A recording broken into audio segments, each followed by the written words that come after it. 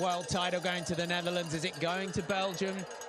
Wout van Aert and Mathieu van der Poel have treated us to an absolute masterclass of cyclocross racing here in the Netherlands this afternoon. What a weekend we've had. Wout van Aert now moves through to the front, wants that front position over Mathieu van der Poel. He'll just now try and just wind up that pressure. I think he's going to ride this wooded section as fast as possible this lap and just try and open up that gap again like he did on previous lap, maybe. Also, going to the front, he can nullify any attack from Van der Poel through this section as well. But look at him pushing the pace and accelerating out down here into the woods. But Wout van Aert beginning to open up a little gap before they even get to the wooded section. At the moment, in elite titles, it's 4-3 to Van der Poel. Is it going to be 4-all? In this one, but Wout van Aert just pressing Mathieu van der Poel, trying to find any weakness at all to his arch rival. Look at the power, the speed that they are carrying through here. That back wheel of Van der Poel just sliding out as Wout van Aert attacks through the woods and through this descent. It doesn't matter what each one throws at each other, they're able to match it right now. It's so exciting to watch. And we've just had some information through from Sven Nys to Jeremy Powers that Sven feels that you want to start this final sprint from the back with the tailwind. He's saying second, as close to the wheel as possible. That comes from the big man.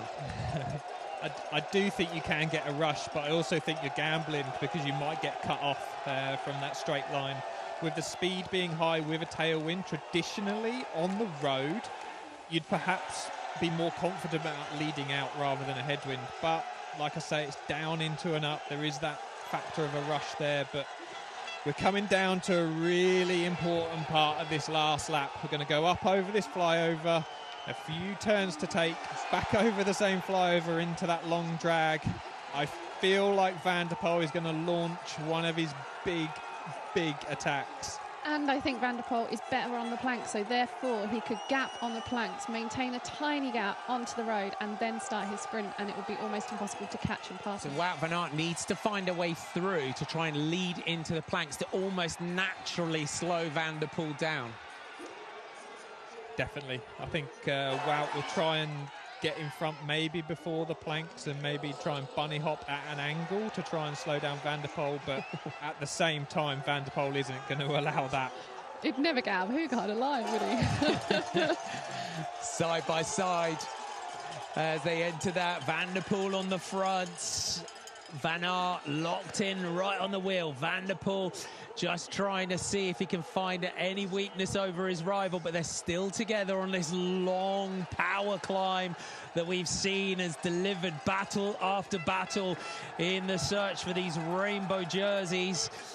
It is going to be so close to call here in the Elite Men's Championship title. Van der Poel on the front, Van Aert right on the wheel. How many times have we seen this over the years between these two riders? I don't know about their heart rate, but my heart rate's high. This is going to be an out-and-out race now for the planks.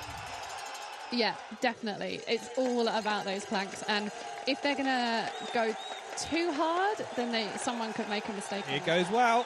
Wout's to the front, into this turn, into the groove, finds that right. Van der Poel on the wheel, kicks it out of it, does Wout van Aert.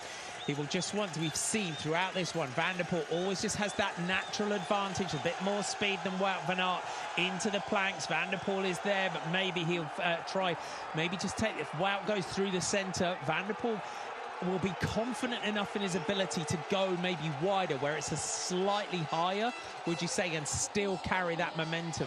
Yeah, definitely. And I actually think if Wout should lead the sprint out, and I think Mathieu would actually still be able to jump around on that uphill from behind. So it really is, I'm sounding like I'm a Mathieu camp, but I'd be happy for either to win, but I do think that Mathieu has the slight advantage at this point because his acceleration is so much better than that.